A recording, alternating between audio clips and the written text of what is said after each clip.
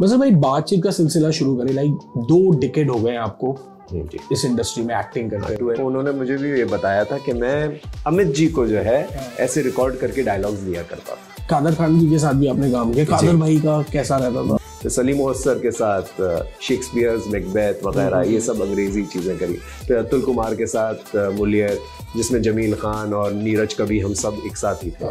आपने daily soap किया कहीं किसी रोज, उसी में जो आपकी को आर्टिस्ट थी वो बाद में आपकी जीवन संगनी बनी। जी, आईनों की बस्ती में परछाइयों का बसेरा है, बस चेहरों पर चेहरा है, बस चेहरों पर चेहरा। आप जिस दिन समझ जाते हैं कि आप बेटर है दूसरे से, आप खत्म। That's what I believe. Unfortunate बात है कि हमारी कंट्री के अंदर थिएटर के लिए उतना लोगों में उत्साह नहीं है। और हिंदी थिएटर में तो खास तौर पे पैसे नहीं है।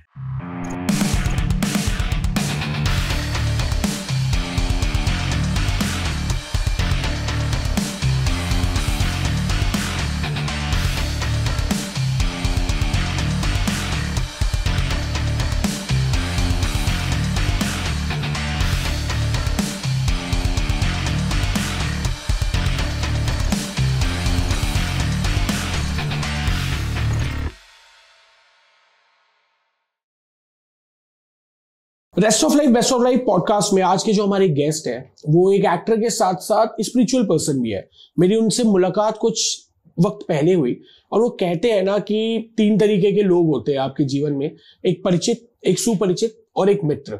हम परिचित सुपरिचित को अपना मित्र मान लेते हैं। मेरा इनसे सिर्फ परिचय था, लेकिन जब पहली बार मुलाकात हुई तो आभास हुआ कि हम परिचित तो हैं लेकिन हम मित्र भी हैं। So welcome Mazhar Saeed ji and thank you so much for making time for our podcast मजहर भाई। ये आपसे मैं ऑनेस्टली कहूँ तो मेरा पहला पॉडकास्ट है and it is only because of the fact that rest of life best of life करना है मुझे and it's you and हमारी जैसे मुलाकात होती गई वो I think it led to this. Yes. So I am very happy to be over here. Thank you so much। मजहर भाई, बातचीत का सिलसिला शुरू करें। लाइक 2 डिकेड हो गए हैं आपको इस इंडस्ट्री में एक्टिंग करते हुए। मतलब 2.5 तो कमेंट्स में एक बार ना मजहर भाई की आप एज भी गेस करना शुरू करो। मैं लास्ट में बताऊंगा कि मजहर भाई की एज क्या है। तो कैसा एक्सपीरियंस है मजहर भाई, मतलब 25 साल? वैसे जर्नी तो उससे पहले ही शुरू हो गई थी। शौक तो मुझे एक्टिंग का बहुत पहले से ही था, बचपन से ही था। Since I belong to a family which is surrounded with films. हमारे माहौल जो था हमेशा से वो था, मैं जुहू का पला बड़ा हूँ तो वहाँ पर वैसे ही प्रोड्यूसर्स, एक्टर्स सब रहते थे, तो हमारा माहौल वैसे ही वो था। पढ़ाई लिखाई में मैं कोई खास नहीं था, let me be very honest, लेकिन बहुत शौक था एक्टिंग वगैरह का। तो वहीं के बच्चों को इकट्ठा करके मैं एक्टिंग करता था, धोबी की, इसकी, तो बचपन से ही शुरू हो चुका था वो। फिर स्कूल में थोड़ा बहुत ड्रामा वगैरह किया एंड फिर जब कॉलेज में आया, मैं खास तौर पे मिठी बाई कॉलेज में एडमिशन लेना चाहता था। एक बहुत ही प्रसिद्ध कॉलेज है हमारे मुंबई का एंड बहुत ज़्यादा नोन है because of the dramatics and the cultural activities. तो मैं इसलिए उसमें क्या कहते हैं एडमिशन लेना चाहता था, वही हुआ। और वहीं से वो लोग ड्रामा के लिए लोगों को चुन रहे थे, तो उन्होंने पिकअप किया। मैंने एक मोनो एक्टिंग किया था, तो वहाँ से थिएटर की शुरुआत हुई। फिर प्रोफेशनल थिएटर सलीम गौस के साथ, कादर खान साहब के साथ, और बहुत सारे लोगों के साथ करते करते जब निकला तो फिर जाकर एहसास हुआ कि ओ अच्छा, समंदर बहुत बड़ा है, बहुत बड़ा है। और मुझे तो पोर्टफोलियो का भी अंदाजा नहीं था, in spite of the fact that I come from this kind of a culture, but मुझे आइडिया नहीं था। तो मेरे दोस्तों ने मेरी मदद की, पोर्टफोलियो खिंचवाया, वो बस ऐसे सूट वगैरह पहन के ये करके वो करके ऑडिशन। फिर बाद में धीरे धीरे करके जो है क्या कहते हैं ऑडिशंस देने लगे एंड बालाजी की कृपा है कि हमें मौका मिला और फिर वहां से जो है शुरुआत हुई। नहीं, कहीं किसी रोज से शुरुआत हुई। ओके, तो कादर खान जी के साथ भी आपने काम किया। कादर भाई का कैसा रहता था? बहुत ही कमाल के इंसान थे वो एंड मेरा तो थोड़ा सा ही वक्त मैंने उनके साथ बिताया। ताश के पत्ते करके एक उनका एक प्रसिद्ध शो था जो हमें यूएस का टूर करना था। अच्छा। तो हमें वो टूर के लिए जाना था। तो 3-4 महीने जो है रिहर्सल्स थी एंड उस रिहर्सल्स के दौरान उनके बारे में बहुत कुछ पता चला कि वो सिर्फ ना ही एक एक्टर है, हमने तो कॉमिक में देखा है, वो कमाल के राइटर थे, कमाल के डायलॉग्स तो लिखे ही हैं, वो कमाल की फिलॉसफी भी थी उनके अंदर। अच्छा। बहुत लिटरेट इंसान थे और एक्टिंग सिखाने में माहिर थे, डायलॉग डिलीवरी सिखाने में माहिर थे। वो रिकॉर्ड करके देते थे कि ये पिच ऐसे रखो, वो पिच ऐसे रखो, इस कैरेक्टर का पिच ऐसे, तो बाकायदा उस वक्त रिकॉर्डिंग आती थी कुछ एग्जांपल कैसेट्स के अंदर जो है। उन्होंने मुझे भी ये बताया था कि मैं अमित जी को जो है ऐसे रिकॉर्ड करके डायलॉग्स दिया करता था। अच्छा, कुछ याद है आपको? उन्होंने जो है रिकॉर्ड करके मेरे शेरो शायरी थी, तो खैर मुझे ही उनको ही इम्पर्सनेट करना था, तो जो है ऐसी चीजें बताते थे कि यूं ही ऐसे करो, वो ऐसे करो, और पंचिंग के टाइम पे थोड़ा सा और ज्यादा करके करो, तो सारी चीजें जो है थिएटर में बहुत काम आती है। तो वो फिल्मी किस्म की चीजें जो कमर्शियल थिएटर के मुताबिक बहुत मतलब सटीक बैठती थी। तो सलीम मोहस्सर के साथ शेक्सपियर्स मैकबेथ वगैरह ये सब अंग्रेजी चीजें करी। फिर अतुल कुमार के साथ मुलियर, जिसमें जमील खान और नीरज कभी हम सब एक साथ ही थे, तो बहुत कुछ सीखने मिला उस दौरान। तो थिएटर टीवी कभी ऐसा मन नहीं किया, क्योंकि अनु मलिक साहब है, हसन जयपुरी, मतलब नहीं सबने हाँ जी, एक वो तो रहता होगा ना कि यार फिल्म भी करना है। नहीं, क्या है, सब अपनी अपनी जर्नीज अपने तय कर रहे हैं और सब एक मुकाम हासिल कर रहे हैं अपने तरीके से। तो मैं भी अपने तरीके से अपना मुकाम हासिल करना है, जहां तक पहुंचा हूं अपनी मेहनत से पहुंचा हूं, and I think all of them are proud about that. That's so amazing. देखो यही बात आपकी बहुत, मैं नेपो किड नहीं बनना चाहता जो कि कोई बुराई नहीं है उसमें, लेकिन हर किसी की एक जर्नी होती है। सही बात है। तो थिएटर से डेली सोप हाँ। आपने डेली सोप किया कहीं किसी रोज, उसी में जो आपकी को आर्टिस्ट थी वो बाद में आपकी जीवन संगनी बनी। तो लव मैरिज ही? बिल्कुल लव मैरिज थी। More than that I would से अगेन बालाजी की कृपा। कहाँ से वो आई, कहाँ से हम आए, एक संजोग होता है। एंड दोस्ती पहले हुई, एक साल तो ऐसे ही बीत गया, कुछ एहसास या ऐसी फीलिंग्स तो थी नहीं। मैं तो ये तय करके आया था, क्योंकि मैं थिएटर बैकग्राउंड से हूँ, तो थिएटर में पेमेंट वगैरह तो मिलती नहीं है। तो एक बड़ा अच्छा जोक है थिएटर का, जो मैं बहुत वक्त से थिएटर कर रहा था, बैक स्टेज सामान उठा के लेके जाता था। तो एक बहुत किसी ने मुझे जोक सुनाया था, मैं उस शख्स का नाम नहीं बताना चाहता क्योंकि बहुत ही फेमस पर्सनालिटी है। तो मैं बोला मुझे पैसे चाहिए भैया, थिएटर होता है, तुझे क्यों पैसे चाहिए? तेरे को पता है एक जोक है, एक शख्स डॉक्टर के पास गया, उसके पेट में बहुत दर्द था। क्या है? उसकी पॉटी नहीं निकल रही थी। बोलता कि मुझे जो है जाना है भैया, कुछ निकल नहीं रहा है, प्लीज मेरे पेट में दर्द है, कुछ दे दो क्या निकले। 3-4 दिन तक का दिए दवाएं, बोलते जितनी आ रही थी अब वो भी नहीं आ रही सर। तो बोलते हैं तुम करते क्या हो? तो मैं थिएटर करता हूँ। तो ओहो, एक काम करो, ये 50 रुपए लो, पहले कुछ खा के आओ।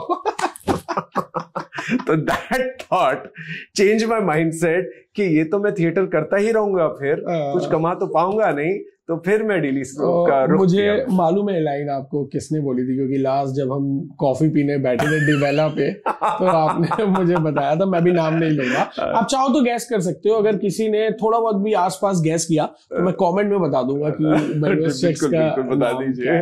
तो ये एक अनफॉर्चुनेट चीज है थिएटर के बारे में, जबकि थिएटर की परफॉर्मेंस एंड जो कनेक्शन होता है वो ज्यादा इम्पैक्टफुल होता है than any other medium, I feel, because सामने आपकी ऑडियंस होती है एंड एक कनेक्शन जो है एकदम फिल्टर नहीं होता है, तो एक डायरेक्ट कनेक्शन बैठता है। तो उससे बेहतर क्या प्लेटफॉर्म नहीं है for an actor and for an audience to experience. बाकी सब आपकी चीजें, म्यूजिक होती है, फिल्टर होता है, लाइट्स होती हैं, ये डायरेक्ट परफॉर्मेंस होती है, एक रॉ चीज होती है। लेकिन अनफॉर्चुनेट बात है कि हमारी कंट्री के अंदर थिएटर के लिए उतना लोगों में उत्साह नहीं है और हिंदी थिएटर में तो खासतौर पे पैसे नहीं है, तो मुझे इसलिए इस तरफ जाना पड़ता है। अब शो इंडस्ट्री में, शोबिज़ बोलते हैं इसको, मतलब सपनों का शहर है बम्बई। पूरे हिंदुस्तान में लगभग जो हर बच्चा पैदा होता है ना, तो जब छोटा रहता है तो लोगों की दो ही ख्वाहिश रहती है, या तो बड़ा होकर मैं एक्टर बनूंगा या मैं क्रिकेटर बनूंगा।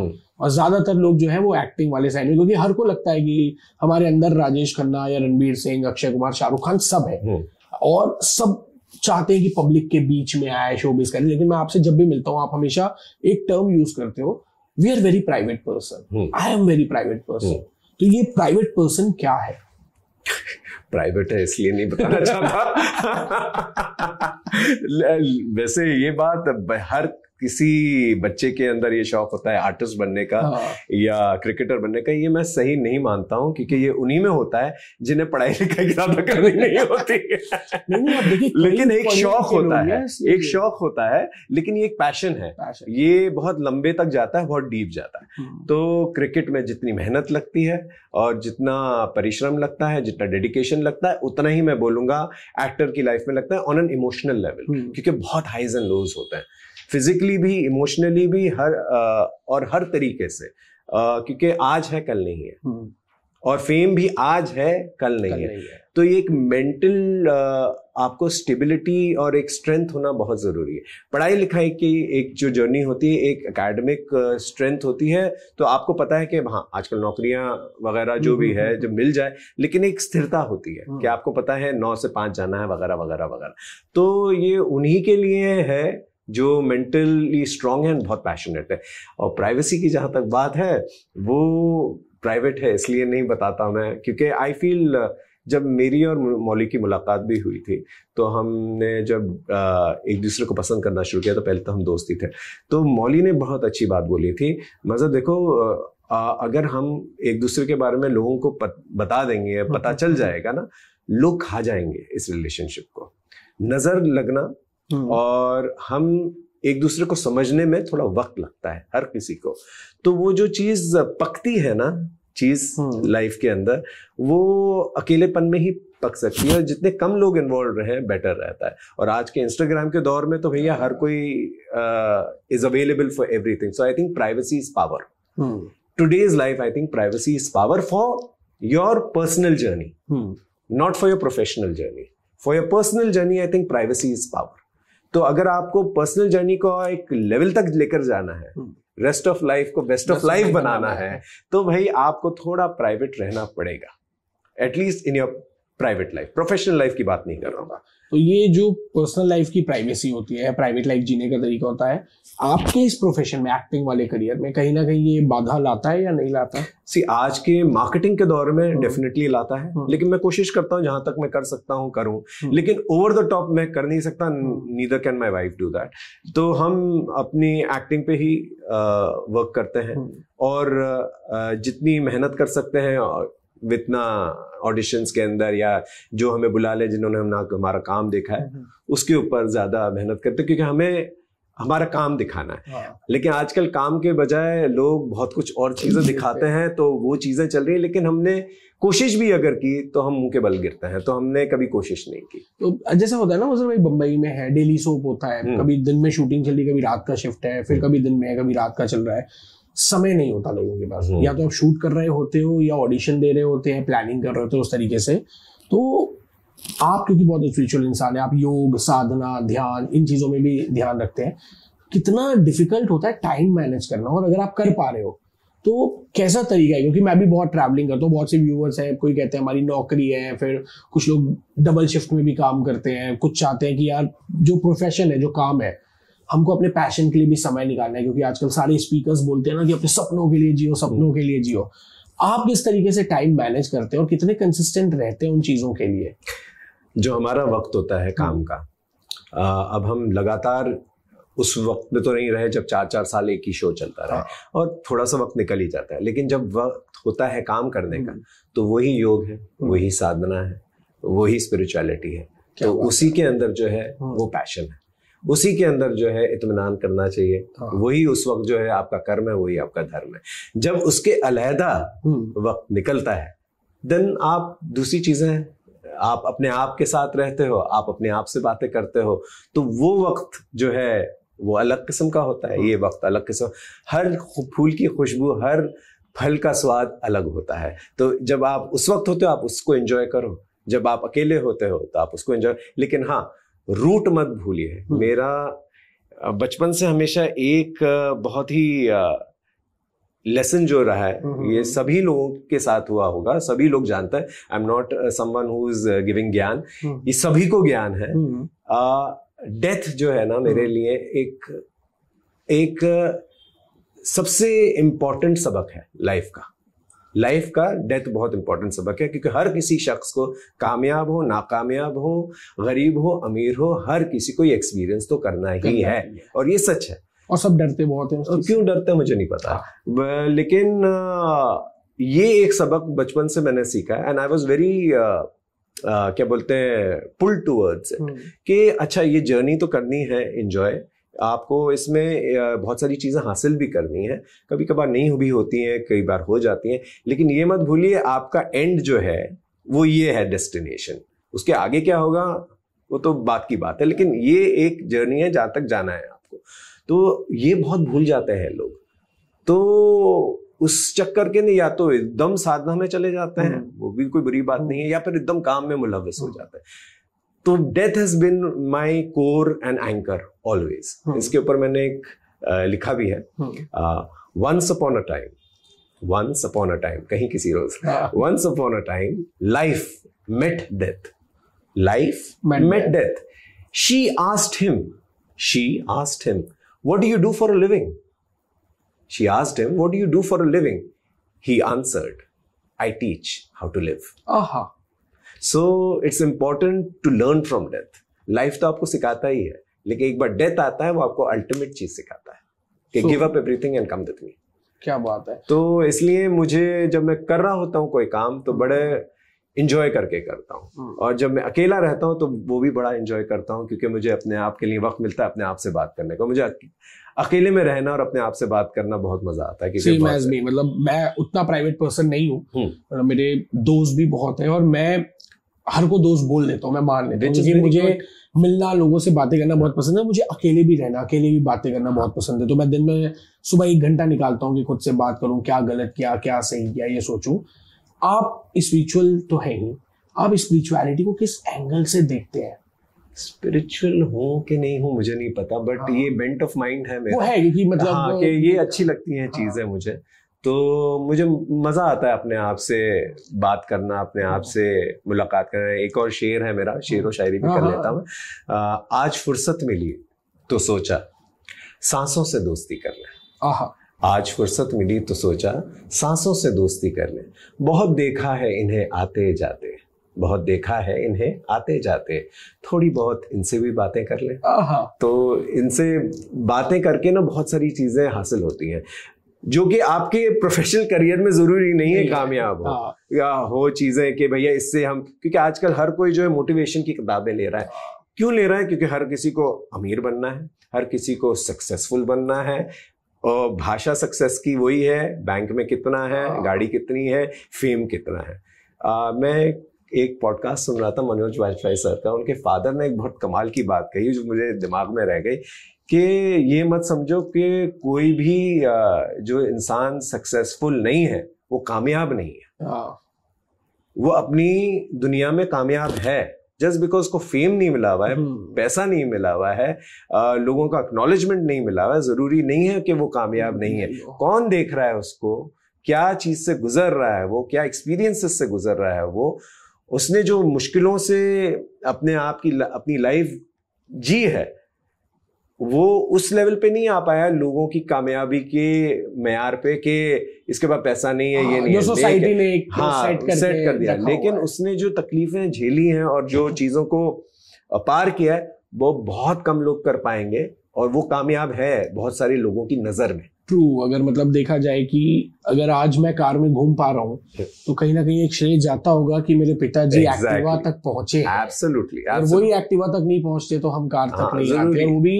एक्टिवा में पहुंचे तो ये नहीं मेरे दादा अनसक्सेसफुल थे, वो साइकिल तक आए थे। बिल्कुल सही। और उससे पहले की जो रहे होंगे वो पैदल चले हैं, तो वो साइकिल तक आ पाए हैं। मुझे एक किस्सा याद आ रहा है कि मैं एक कॉलेज में टॉक्स देने गया हुआ था, तो वहां पे एक लड़का उठा, बोले सर मैं बड़ा परेशान रहता हूँ क्योंकि मैंने अपने पिताजी को ना बहुत गरीबी में मेहनत करते हुए देखा है। हम 4 भाई 2 बहनें, उन्होंने सबको पढ़ाया है। मैं चाहता हूँ कि मैं अपने पिताजी को रोलेक्स दूं, और मैं मेहनत ही उसी के लिए कर रहा हूँ। तो मैंने बोला आई अप्रिशिएट दैट फीलिंग कि आज की तारीख में कोई बेटा सोच रहा है कि वो 15, 20, 25 लाख की घड़ी अपने बाप को दे। तो मैं बोला लेकिन कब दोगे? बोलते सर मेहनत उसी के लिए कर रहा हूँ। वो 25,000 कमाता होगा।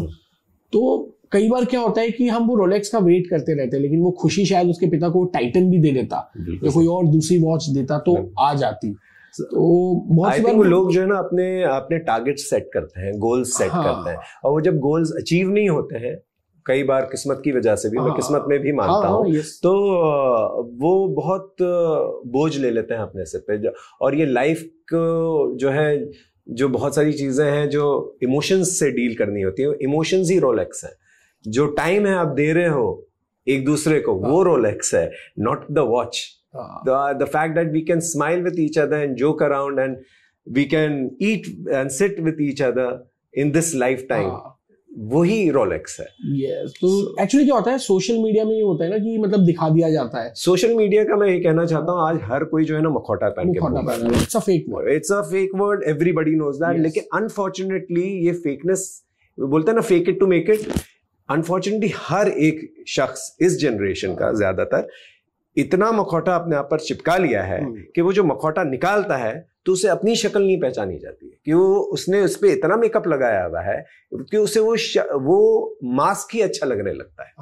तो जब वो निकालता है उसे उस शक्ल नहीं पसंद आ रही है अपनी खुद की, कि भाई ये मैं ऐसे रह रहा हूँ, वैसे रह रहा हूँ, ये मेरी रियलिटी है, या ये this is who I am, I need to discover myself. नहीं, उसे वो मास्क ही चाहिए हमेशा। क्योंकि आई नो, क्योंकि सोशल मीडिया में बहुत से ऐसे लोग फॉलो होते हैं जो रोल्स रॉयस चला रहे हैं, लैम्बोर्गिनी चला रहे हैं या चीजें डालते हैं। मैं भी कभी कभी पोस्ट करता हूँ जाके, मेरे दोस्तों के पास है वो गाड़ियां, महंगी नहीं, अच्छी बात है। तो मैंने देखा है कुछ ऐसे लोग हैं जो फुल टाइम वो भी अपना काम कर रहे हैं, नॉर्मल जिंदगी जी रहे हैं, लेकिन वो 1 महीने का समय निकालते हैं, वो प्रॉपर कंटेंट शूट करते हैं, साल भर का एक बैंक बना लेते हैं, और वो पूरे साल सोशल मीडिया में दिखाते हैं कि मैं दुबई में हूँ, मैं लंदन में हूँ, मैं अमेरिका में हूँ, मैं आज ताज में खा रहा हूँ, मैं यहाँ खा रहा हूँ, वहां खा रहा हूँ। लोगों को लगता है भाई ये ऐसा कौन सा बंदा है, ना अडानी ऐसी जिंदगी जी रहा है, ना अंबानी जी रहा है। अच्छा, वो अपने शहर में बैठा तेल बेच रहा होगा, लेकिन उसने, क्योंकि एक तो शायद उसको मजा आ रहा है लोगों को बेवकूफ बनाने में, लेकिन अगर ये रियलिटी में अगर वो शख्स बिलीव करने लग जाए, जो कि हो रहा है, एक मेंटल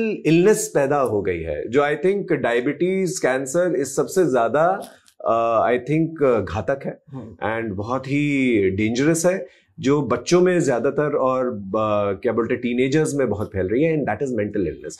इसके लिए I think spirituality in the terms of meditation, अपने आप को समझना, अपने आप को जानना बहुत जरूरी है। क्योंकि हम इतने बार ही अपने आप से झूठ बोल चुके होते हैं ना कि हमको वो सच लगने लगता है। एक और शेर याद आ गया, आईनों की बस्ती में परछाइयों का बसेरा है, आईनों की बस्ती में परछाइयों का बसेरा है, बस चेहरों पर चेहरा है, बस चेहरों पर चेहरा है। तो इतने चेहरे हो गए हैं कि वो खुद अपने आप को नहीं पहचान पाते। मतलब ये ऐसा होता है, मतलब जो fake it before make it वाली जो कहावत होती है ना, हम उसको हमेशा गलत ढंग से ले लेते हैं। हमेशा देखा गया है कि आदमी कहना कुछ चाह रहा है, हम उसको इंटरप्रेट कुछ और तरीके से लेते हैं। मेरे एक दोस्त है, नहीं, आप यूज कर सकते हैं फेक इट और मेक इट को टू अ सर्टेन लिमिट, कि जुगाड़ जो है, आप जुगाड़ को इधर उधर इकट्ठा सर्कमस्टांसेस के मुताबिक कर लें आप, लेकिन वो लंबे तक चलेगा नहीं समय।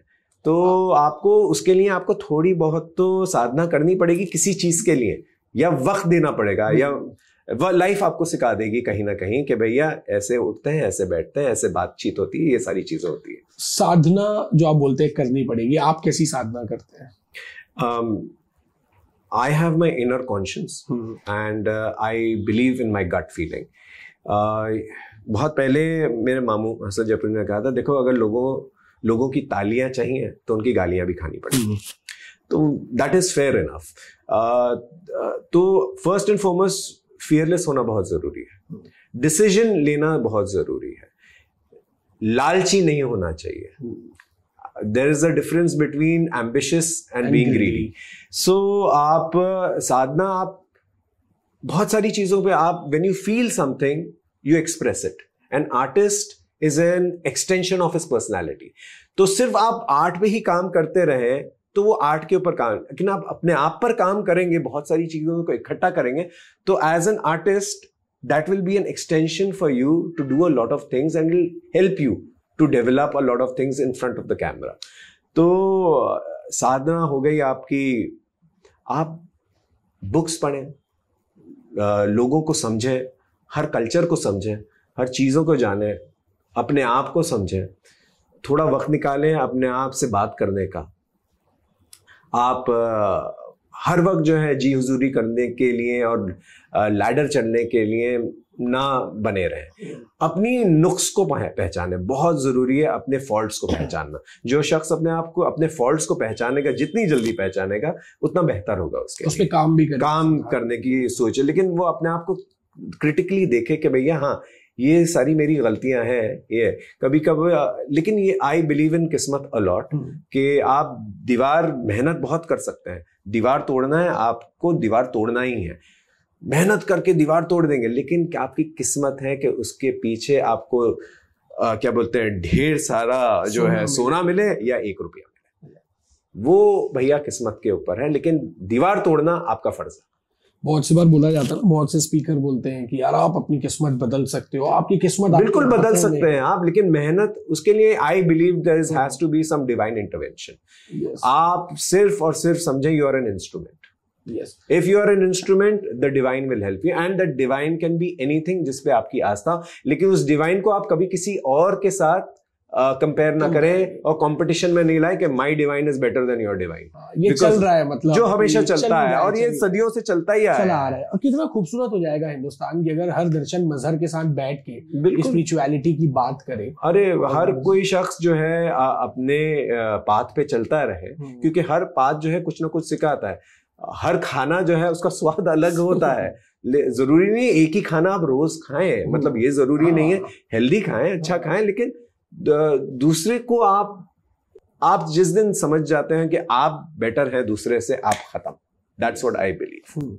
एंड ये लागू होता है हर चीज में, आप डिवाइन में भी लागू होता है, आप हस्बैंड वाइफ रिलेशनशिप में भी लागू होता है, दोस्ती में भी लागू होता है, भाई बहन में भी लागू होता है, माँ बाप के साथ। I am better than you, yes, तो बस खत्म। क्योंकि मैं आपसे जब भी बात करता हूँ तो हमारी बात कभी भगवान या अल्लाह को लेके नहीं होती, हमारी बात होती है ईश्वर या ऊपर। बिल्कुल, आप कोई भी नाम दे दें, कोई भी नाम आप दे दीजिए, आप कुछ भी पढ़ लें। और जरूरी है हर चीज पढ़ना, क्योंकि कहीं ना कहीं आप उसका इंटरप्रिटेशन अपने तरीके से कर सकते हो। जरूरी नहीं है कि आप उसकी चीजों को निकालो और बोलो कि नहीं ये इसमें ये है, ये है, ये रहने दो। If that person has to change, I have changed. I used to be a non-vegetarian. I have completely become a vegetarian. Oh, wow, great. मैं इतना कि अंडा भी नहीं खाता हूँ, and that मैंने कभी सोचा नहीं था, कभी नहीं सोचा था कि ये शिफ्ट आएगा मेरे में, क्योंकि मैं खुद मजाक उड़ाता था लोगों का। तो खैर मैं तो ना फूकता हूँ ना पीता हूँ, लेकिन ये नहीं सोचा था मैंने। And that journey happened with this amazing book which I recommend everybody, The Autobiography of a Yogi by Paramhansa Yogananda. उसमें कुछ नहीं है खास ये सब चीजों के बारे में, but it's just a journey about एक शख्स जो गुरुओं को ढूंढ रहा है। हमारे देश में इतने संत महात्मा रह चुके हैं, पूरी दुनिया में है। That's the journey he keeps meeting the spiritual people, and कहीं ना कहीं वो स्पार्क हर किसी के अंदर है। हम बस अपने आप को वहां तक लेके नहीं जाना चाहते, क्योंकि हम उलझे हुए हैं। हमें फेम चाहिए, हमें पैसा चाहिए, विच इज नो बुराई, हमें बच्चा चाहिए, हमें लड़का चाहिए या लड़की चाहिए, ये इन चीजों में उलझे हुए। लेकिन कोई अपने आप को उस लेवल तक नहीं, क्योंकि वो तकलीफ वाला लेवल है, वो थोड़ा सा डिफिकल्ट लेवल है। तो उन्हीं के लिए है जो संसार से थोड़े से अलहदा रहते हैं। इसलिए प्राइवेसी मेरे लिए मायने ज्यादा रखती है, क्योंकि मैं इन चीजों पे ज्यादा तवज्जो दे सकता हूँ। And luckily my wife and I both have the same thought process. That's great. तो आधी से ज्यादा लड़ाई इसलिए होती है कि हाँ, मुझे ये जोक्स भी नहीं समझ में आते कि बीवी के साथ ये हो गया, तो she is my best friend, and we spent what, it's almost 24 years together. Like she's your better half and you are his... I don't consider her as my half. I consider myself as complete. She is also complete. She is discovering herself, I'm discovering myself. But yes, when we come together, it creates a beautiful क्या कहते हैं union. So I feel very happy and lucky. मैं हमेशा मनाली को यही बोलता हूँ कि you are my better half and I am your best half. These banters तो चलते रहते हैं हमारे, वो that is very important. Humour होना बहुत जरूरी है, और इनोसेंस और चाइल्ड लाइकनेस नहीं जानी चाहिए, चाइल्डिशनेस नहीं, चाइल्ड लाइकनेस। मैं बहुत दिन टेंशन में नहीं रह सकता। जैसे कई बार होता है ना कि मतलब मेरे पापा और मम्मी ना भरसक प्रयास करते हैं कि मतलब वो थोड़ी देर में उनको चिंता होने लगती है कि हमारा बेटा इतना खुश कैसे है, तो चलो इसको तनाव दिया जाए। तो मतलब वो बचपन से आ रहे होता है ना कि हम देख रहे हैं कि अरे यार ये ऐसा कैसे खुश रह सकता है, तो चलो तुमने होमवर्क किया कि नहीं, फिर वो चाचा ने ये कहा ये ऐसा किया, सीरियसनेस है कि नहीं लाइफ में, सीरियसनेस है या नहीं लाइफ में। मतलब मुझे याद है एक और मुद्दा है सीरियस होना किसी चीज के बाद। मैं बता रहा हूँ कि मतलब मैं एक लौती संतान हूँ, तो मुझे कभी कभी ये लगने लगता था कि ये वरदान है, और कभी कभी लगने लगता था यार साला अभिशाप है। अच्छा, कि हम बैठे हैं तो मतलब ऐसा होता था कि इन्होंने इतना संघर्ष देखा था अपने जीवन में, तो वो सारी अपेक्षाएं मुझसे हो गई होंगी शायद, पर मेरी भी मनोस्थिति वैसी नहीं थी। और एक जब जो जैसी फैमिली से मैं आता हूँ जहाँ पे माँ बाप ने इतनी मेहनत की है, तो एक जद्दोजहद उनकी ये रहती थी कि कहीं ये भूखा बस मत मर जाए, जब तक हम हैं तो ये खिला ले। ये बात अब समझ आती है, लेकिन उस समय क्या होता था कि हम 7वीं 8वीं 9वीं में 9th 10th में पढ़ रहे हैं, और घर में ऐसी बैठक बैठी जाती थी, मुझे बीच में बैठाया जाता था और सारे रिश्तेदार घेर के बैठते थे, मेरी मासियां, उनके हस्बैंड, और वो शब्दों के बाण छोड़ते थे। मैं 7th 8th में हूँ, तो मुझे ना मतलब मैं देखता था तो मुझे एहसास होता था कि यार वो द्रौपदी के साथ भी कैसा हुआ होगा ना, कि पूरी सभा के बीच वो अकेली है, चीर हरण हो रहा है, और जैसे वो पांडव बेबस होते थे ना, मैं अपने पापा को बेबस पाता था वहां पे साइड में। तो 1-2 बार घर भी छोड़ने का फैसला किया, ये सारी चीजें की, तो मुझे ना वो डिस्टेंस लगने लग गया था कि यार ये क्या हो रहा है। वो भले वो मेरे भले के लिए कर रहे थे, लेकिन मुझे हमेशा लगता था कि आप अकेले में तो बोलो हर चीज। मतलब ये होता था कि उसका बेटा पपीता खाता है यार, तुम पपीता खाते नहीं हो, उसका बेटा ऐसा कर रहा है तुम कर नहीं रहे हो। हम हर जगह कंपैरिजन में आते हैं, तो क्या होता है कि आदमी मेंटली जो होता है ना वो बड़ा ब्लॉक हो जाता है। तो ये सबसे बड़ी परेशानी, स्पेशली उस दौरान जब आपकी नींव रखी जा रही है, तो खैर वो भी एक किस्म की नींव ही होती है। क्या होता है, ऐसे बच्चे जो है ना जिद्दी होते हैं, अपने गोल्स को अचीव करने में और ज्यादा मेहनत करते हैं कि मैं तुम्हें दिखाऊंगा, क्योंकि वो एक लेवल होता है। और एक होता है जहां सिक्योर्ड होता है एनवायरनमेंट, वो बच्चे अगर करते हैं ज्यादा नहीं कर पाते, तो I would say they have been favouring you in some way और द अदर। हाँ, लेकिन इसका एक नेगेटिव असर ये होता है कि वो जो बीज रखा गया है बच्चे के दिलो दिमाग में ये बाणों का, वो कहीं ना कहीं पॉइजन ना बाकी जगहों पर भी निकलता है, या लोगों के साथ निकलता है या अपने साथ निकलता है। ये चीज समझना बहुत जरूरी है। इसीलिए जो है पुराने जमानों में ना गुरु चेला का एक रिवाज होता था, एक सर्टेन एज के बाद गुरुओं के पास भेज देते थे, रिश्तेदारों के से अलग कर देते थे, क्योंकि वो अपनी सपने, अपनी नाकामयाबियां थोपने लगते हैं। मुझे एक बड़ा अच्छा किस्सा याद आया कि मैं अभी लास्ट होली में थाईलैंड गया था रिलायंस के वीपी के साथ, वो भी रिटायर्ड हुए। तो उन्होंने, हम बैठे थे शाम को, तो वहां पे कुछ ड्रिंक्स वगैरह मिलती हैं, तो मैं बोला चलो टेस्ट करके देखा जाए कैसी होती है।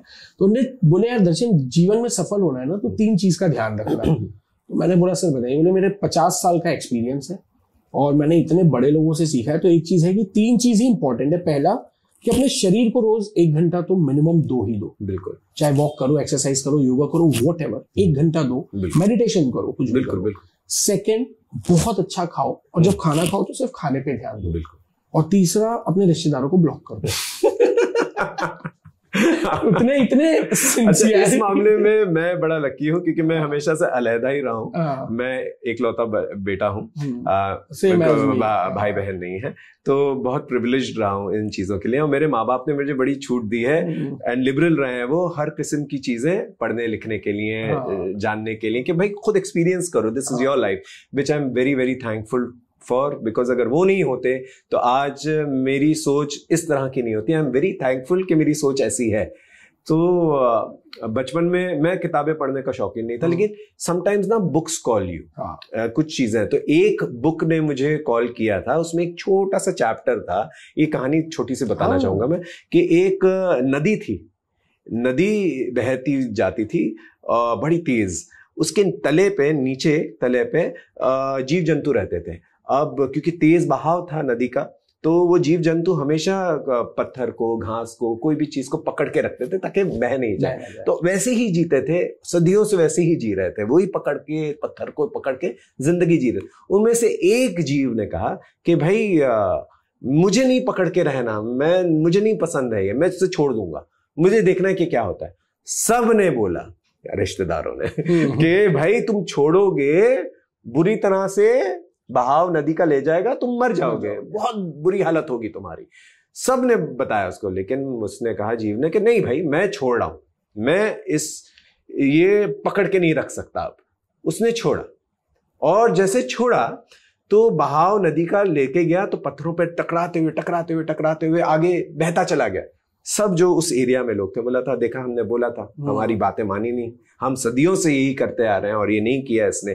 थाड़ थाड़ थाड़ करते हुए आगे लगते तपेड़े करते हुए वो दूसरे एरिया में पहुंचे। अब नदी का बहाव ऐसा था तो धीरे धीरे वो उठने लगा, क्योंकि नदी में उठने, तो जब वो दूसरे एरिया की तरफ पहुंचा तो जितने भी जीव जंतु थे ऊपर देखने लगे, तो ये उड़ते हुए क्या जा रहा है, उते अरे ये हमें बचाने आए हैं, ये हमें भेजा गया है ऊपर वालों ने कुछ हमें बचाने के लिए, जय हो जय हो जय हो बोलने लगे। अब वो वहां से चीख रहा है, चिल्ला रहा है, बोल रहा है मैं तुम्हारे ही जैसा हूं, तुम ही की तरह जीता हूं, तुम लोग छोड़ो ये सब चीजें, डर ईगो जो भी चीजें हैं, जिस तरह सेफ्टी में रहते हो तुम भी उड़ने लग जाओगे, तुम भी आगे बढ़ने लग जाओगे। लेकिन कोई अपनी चीजों को छोड़ना नहीं चाहता, कंफर्ट जोन से अपने थॉट प्रोसेस को नहीं छोड़ना चाहता। तो वो एक चीज मुझे लग गई थी बचपन से कि हाँ ये बहुत बढ़िया कहानी है, आप अपनी चीज को हमेशा जो है छोड़ दिया करो, डिटैच हो जाया करो उन चीजों से, एंड रियलाइज थपेड़े लगेंगे, मुश्किल आएंगी, आसपास के लोग बोलेंगे हमने मना किया था तुम्हें मत करो, लेकिन आगे जाके लाइफ में आपको उसका रिजल्ट मिलना शुरू हो जाएगा। अच्छा, पता सबको सब चीज है। हाँ, ये एक शेर मेरे ख्याल से हिंदुस्तान का हर आदमी बोलता है कि क्या कहेंगे लोग, कि यार मतलब वो हमेशा हम दूसरे वो चार लोग क्या कहेंगे ना, चार लोग क्या तो मुझे याद है हमेशा एक किसी की लाइन थी कि पूरी जिंदगी हमने निकाल दी ये सोचते हुए कि क्या कहेंगे वो चार लोग। मैं कभी निकलता हूं तो सोचता हूं कि कौन थे वो चार लोग। मैं घर बैठता हूं, दादा दादी पे माँ बाप पे नजर जाती है तो मुझे लगता है क्या यही थे वो चार लोग। या मैं बाहर निकलता हूं तो मैं दोस्तों में, टीचर में, रिश्तेदारों में ढूंढता हूं क्या यही है वो चार लोग। या मैं निकलता हूँ सिगरेट फूकता तो पान ठेले वाले पे भी नजर जाती है, वो ऑटो वाले पे नजर जाती है, वो बस वाले पे नजर जाती है, दूध वाले पे जाती है, क्या यही वो चार लोग हैं जिनके कारण मैं अपने सपने जी नहीं पा रहा हूँ। और बाद में पता चला ये चार लोग वो थे जो मुझे अपने कंधों में बैठाए ले जा रहे थे और कह रहे थे राम राम सत्य है। तो अगर हम वो चार लोग के बारे में सोचना बंद कर देंगे ना तो लगता है कि जिंदगी शायद कुछ और हो जाएगी अगर हम किसी का भी देख लें। इसी चीज में एक अंग्रेजी चीज मैंने लिखी थी, life is this great joke. Life is this great joke that no one has been able to laugh at. Because once you hear the punchline, you're already dead. क्या बात है। इसलिए जब भी स्केलेटन को देखे वो हमेशा मुंह खुला रहता है उसका कि भैया क्यों अननेसेसरली चीजों में पड़ा हुआ है, इट्स अ जोक। बहुत सी बार क्या होता है कि हर को पता है कि यार पेशेंस रखो, हर को पता है डिसिप्लिन में रहो, कंसिस्टेंट रहो, क्रिटिसिज्म के चक्कर में मत पड़ो, सबको सब चीज पता है, लेकिन हम करते नहीं है। सबको पता है कंफर्ट जोन से बाहर निकलो, लोगों को यही नहीं पता। आई थिंक सर्कमस्टांसेस पे भी डिपेंड करता है। ये चीज उलट भी हो सकती है, कुछ चीजों में आप पेशेंस नहीं रख सकते, कुछ चीजों में आपको डिसीजन मेकिंग करनी पड़ती है। ये हर इंसान के ऊपर अलग होता है। कोई भी एक लाइन किसी के लिए नहीं है, हर शख्स के लिए हर जर्नी अलग ही होती है। इसलिए प्राइवेट और पर्सनल जर्नी के अंदर जाना ना बहुत जरूरी है।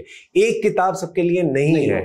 इट इज वेरी इंपॉर्टेंट कि आप अपनी किताब खुद छाने, खुद ढूंढे और आपके सर्कमस्टांसेस के मुताबिक आप खुद समझें और आप में जितनी ताकत होगी उतना आगे लेके जाए। जरूरी नहीं आप उसमें कामयाब हो सके, लेकिन आपने कोशिश तो की। क्योंकि मैंने देखा है ना हमारे कॉपी वाला कॉन्सेप्ट ज्यादा चलता है। जब राकेश झुनझुनवाला साहब गुजरे तो दिखाया गया कि वो इतने 1000 करोड़ के आदमी थे और वो सुबह उठते थे तो वो इडली खाया करते थे। तो मैंने देखा कि कुछ लोगों ने इडली खाना शुरू कर दिया। कुछ जो छोटे ट्रेडर्स होते हैं ना जो इंस्टाग्राम में डालते हैं यार हमको राकेश झुनझुनवाला सर से सीखना है, उनके जैसा ट्रेडर बनना है। तो उन्होंने ये नहीं सीखा कि वो ट्रेडिंग किस तरीके से करते थे, किस तरीके से सोचते थे, उनने बिल्कुल कॉपी करना वैसा शुरू कर दिया। इसलिए जर्नी लाइक यू सेड आपको खुद ही ढूंढनी पड़ेगी, आपकी खुद की चीज। तो इट इज आप लोगों से सीख सकते हो लेकिन करना आप ही को है। तो आप जरूरी नहीं उनको कॉपी करके करो, आपकी जर्नी अलग है, आप समझ सकते हो चीजों को, आपके सर्कमस्टांसेस अलग होते हैं। और भैया ग्रह नक्षत्र आपको कैसे फेवर कर रहे हैं, क्या कर रहे हैं, so वो भी ग्रह नक्षत्र बिल्कुल इट्स अ साइंस। एंड इस लॉकडाउन के दौरान जब ये वैदिक साइंस के बारे में डिस्कवर किया, पत्थर की लकीर नहीं होती है ये, लेकिन it's a science, it's like body. तो आप जरूरी नहीं है कि आप यही करोगे, यही मात्रा में करोगे, इट्स चेंजेबल। बट जो आपका एक ब्लूप्रिंट है वो तो आपको समझ में आ ही जाएगा कि ये क्यों हो रहा है आपके साथ। तो आप कोशिश करोगे कि वो ब्लूप्रिंट के मुताबिक आप थोड़ा सा फेर बदल कर सकते हो। खाने पीने में फेरबदल कर सकते हो। आपको मालूम है कि ये टाइम जो है, इस दौरान जो है, ये जाने वाला है, तो it is like always happening, continuously happening. तो आप इसको इग्नोर नहीं कर सकते हो। क्या है, अनफॉर्चुनेटली इसको एक वो बना दिया गया है, क्या कहते हैं, सुपरस्टिशियस चीज बना दी, जबकि ये एक साइंस है, और ये साइंस इट हेल्प्स।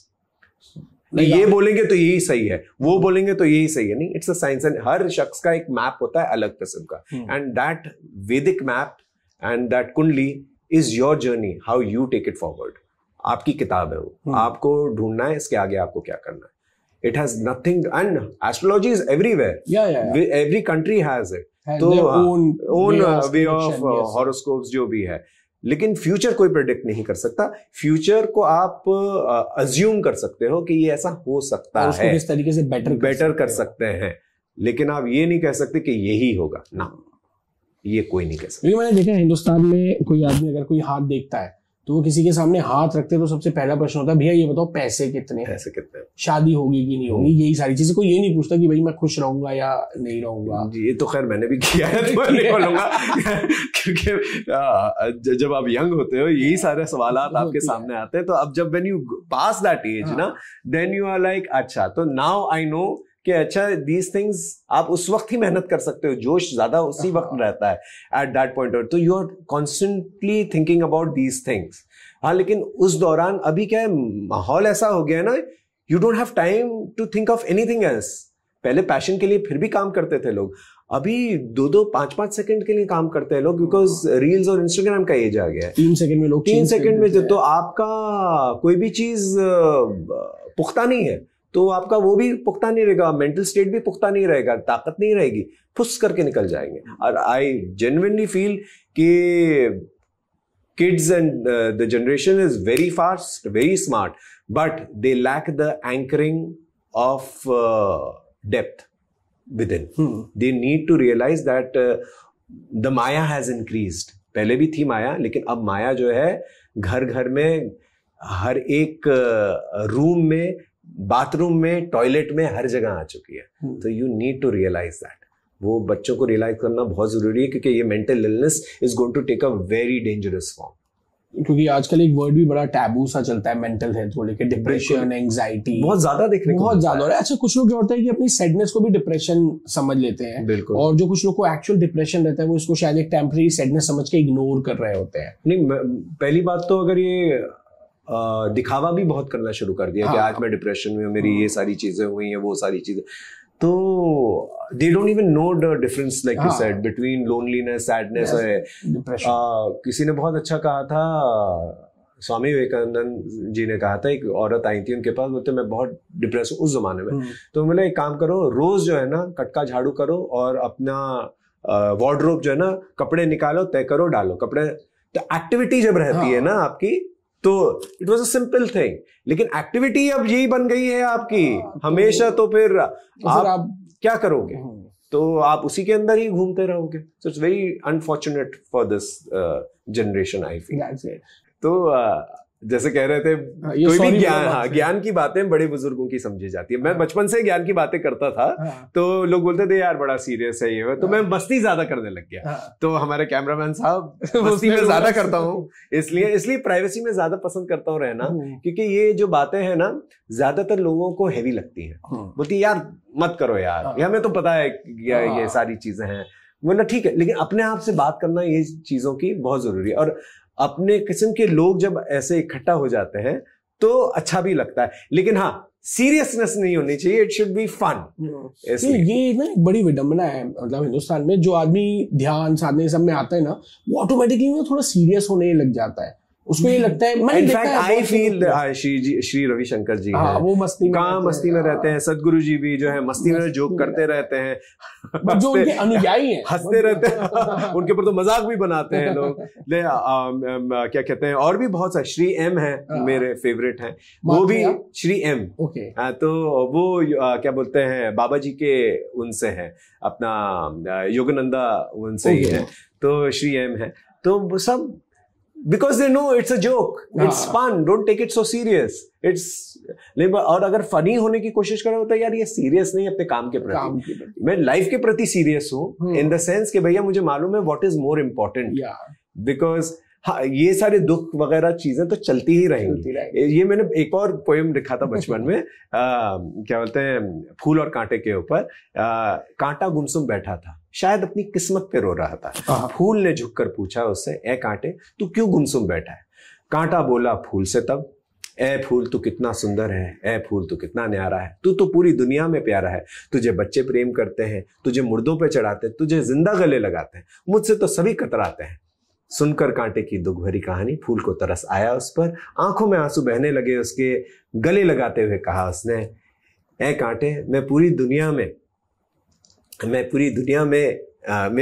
मुझे पूरी दुनिया चाहिए, लेकिन तू मुझे प्यारा है, क्योंकि तू ही मेरे जीवन का साथी, तू ही मेरा रखवाला है। तो इट इज, ये जो कांटे होते हैं लाइफ के, आपके कहीं ना कहीं रखवाले ही होते हैं और आपको सिखाते रहते हैं, आपको प्रोटेक्ट करते रहते हैं बहुत सारी चीजों से। तो दुख जो भी आते हैं, आई फील कोई बड़ी मुसीबत को कम करने के लिए आते हैं। तो आप सीरियस ना हो लाइफ के अंदर, जो भी आ रहा है और दुख प्रारब्ध है, हो सकता है अभी कट जाए। हाँ, वो तो खैर बहुत ही डीप लेवल पे चला जाएगा। प्रारब्ध कर्मा है आपका, वो तो आपको झेलना ही है। कुछ लोग जल्दी जल्दी ले लेते हैं और बढ़ने के लिए। आई एम श्योर कि अगर ये पॉडकास्ट पे लोगों को पसंद आता है और वो कमेंट करते हैं कि वो कर्म, प्रारब्ध और इस तरीके की चीजें में बात करना चाहते हैं, तो आप कमेंट पे बताते जाना, और कितने डीप नॉलेज आपको है, आप कैसा सुनना चाहते हैं। तो आई एम श्योर हम नेक्स्ट शेड्यूल जब करेंगे मजहर भाई के साथ, तो ये सारे टॉपिक्स को भी हम लेंगे कि हम कितना डीप जा सकते हैं। मैं तो आते जाते जब लोगों को देखता हूँ जो बहुत ज्यादा तकलीफ में रहते हैं, बहुत गरीबी में रहते हैं, बहुत मेहनत कर रहे हैं, फिर भी उनको वो नहीं मिल रहा है जो दुनियावी चीजें होती हैं, आई जेन्युइनली फील ये लोग अपनी स्पिरिचुअल जर्नी को बहुत फास्ट आगे लेके जा रहे हैं। प्रारब्ध कर्मा बहुत जल्दी खत्म कर रहे हैं ताकि they can reach a higher level faster. ये मेरा थॉट प्रोसेस है, एंड आई फील दैट वो कर्मा हम ज्यादा लोग झेल नहीं पाएंगे जो नॉर्मल इंसान है, जो कामयाबी की तरफ दौड़ रहे हैं। इसका ये मतलब नहीं कि हम जानबूझ के लेते रहें। जो सर्कमस्टांसेस से आते हैं आपकी पर तकलीफ है, वो जो ज्यादा आती हैं और झेल लेते हैं, I feel they are cleansing themselves, and it's very very important. मुझे वो लोग जो है ना, वो ज्यादा कामयाब लगते हैं। Like for me stars are Baba ji, Jesus Christ, Ram ji, अपना all those people who have done something which is bigger, Sai Baba, बहुत सारे हैं। तो they are stars for me. I'm with due respect to all the actors. For me they are not stars or superstars. They have just achieved what people perceived them to achieve. कि भैया हाँ आप hero, उनके भाग्य, उनके गण, उनकी astrology में या उनकी किस्मत में लिखा, किस्मत है, और मेहनत कर रहे हैं वो अपने जॉनर में, लेकिन for me they are not stars. Because after a point, पल भर की ये जिंदगी फटक करके जब निकलेगी ना, for me success is when you are dying on your death bed, और जो चंद सांसें ले रहे हैं आप अपने, only that person will know कि आप कितने कामयाब हैं। And it's a very personal journey कि व्हेन यू लुक बैक, आपने सब कुछ तो पा लिया, लेकिन जो असली मकसद था कि आप उसको जी पाए, वो चंद सांसों में आपको पता चल जाता है। तो फिर ये होता है कि हम जिनको अपना समझ रहे थे, ये खैर पता सबको है, क्योंकि हम सबने किसी ना किसी अपने क्लोज को खोया है, और जब हम देखते हैं तो जब उनको लेके जा रहे रहते तो उस दिन हर कोई यही बात करता है, देखो लाइफ का अंतिम सत्य यही है। जब आग लगती है, फिर वहां 48 मिनट शमशान घाट में बैठना होता है, तो फिर सारे बात कर रहे होते हैं, बता तेरा काम कैसा चल रहा है, क्या चीजें, लाइफ तो will go on, but what have you learned from that? वो जो जल रहा है, इंडिविजुअल जर्नी, वो जो जल रहा है, जो दफन हो रहा है, उसी को पता है उसकी जर्नी क्या है। तो इसलिए हर एक की एक पर्सनल जर्नी है, तो इसलिए वो प्राइवेसी बहुत इंपॉर्टेंट होती है। That's great. तो क्विक क्वेश्चंस मैं कुछ करता हूँ कि what are the top 3 things you feel कि अगर आपने यंगर मसहर को बता दी होती तो आज जो आपकी लाइफ है वो थोड़ी सी और बेटर, या थोड़ी जिस जगह को वो आप पाना चाहते हो वो जल्दी हो जाती? जल्दबाजी, ऐसा नहीं कहूंगा कि जो कुछ भी हुआ लाइफ के अंदर वो होना तो था ही, वो तो लर्निंग लेसन तो आपको करना ही था, लेकिन आई जेन्युइनली फील बहुत कुछ चीजें जल्दी भी सीख सकता था, लेकिन वो वक्त लगता है because of your certain circumstances. कुछ लोगों को थोड़ी देर से समझ में आती है। I am thankful that I have understood a lot of things before I could leave. जल्दबाजी, अपने आप को, कुछ चीजें जो होती हैं आप बहुत जल्दी समझ लेते हो, तो वो एक हल्का सा ईगो और एटीट्यूड भी आ जाता है कि मैं इससे ज्यादा बेहतर समझता हूँ, तो वो अंदर फील करना, शायद मैं बाहर ना दिखा पाऊं लेकिन मैं अंदर जानता था कि मैं इससे बेटर हूं, तो वो मैं उसे बोल देता, बेटा तुमसे बेटर हैं लोग, तुम जल्दी समझ गए हो, ग्रेट, अच्छी बात है।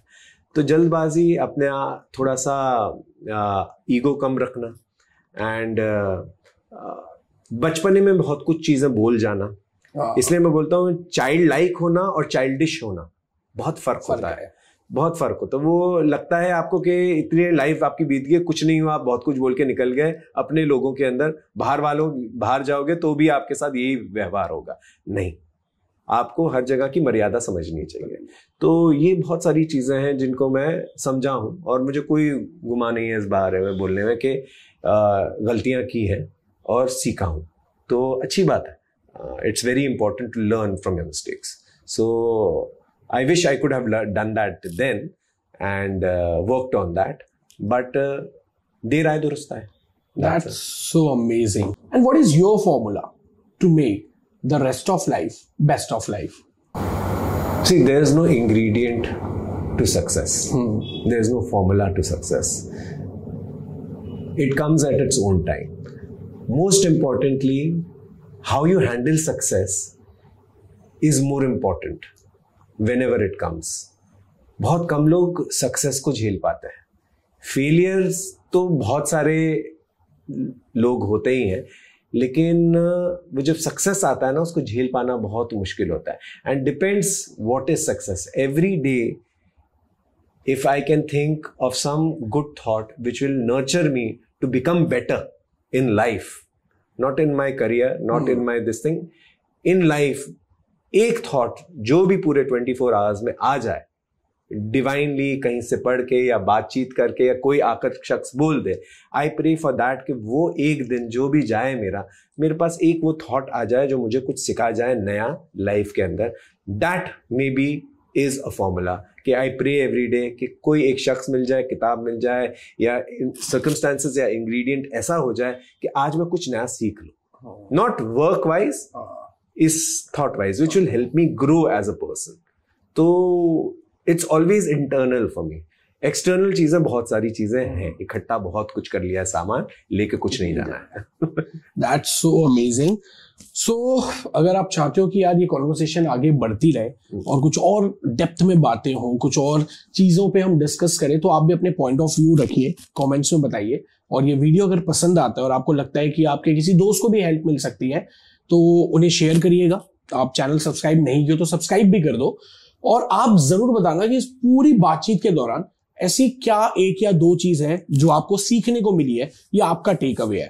Thank you and make the rest of life best of life. जाते जाते एक और कुछ बोल दूं? Yes yes. ये मुसाफिर खाना है, खुशी के बिस्कुट को गम की प्याली में डुबो कर खाना है। क्या बात है। Thank you so much Mazhar भाई, thank you so much for having me. I am very very honoured to be over here. This was my first podcast and I hope it's not my last. Oh yes, and it start है, and मैं चाहता हूँ कि ये श्री गणेश हुआ है जी, और अब हम आपको सारे चैनल्स में देखते जाए, पर सबसे ज्यादा व्यूज अपने वाले में आना चाहिए। बिल्कुल बिल्कुल। Thank you.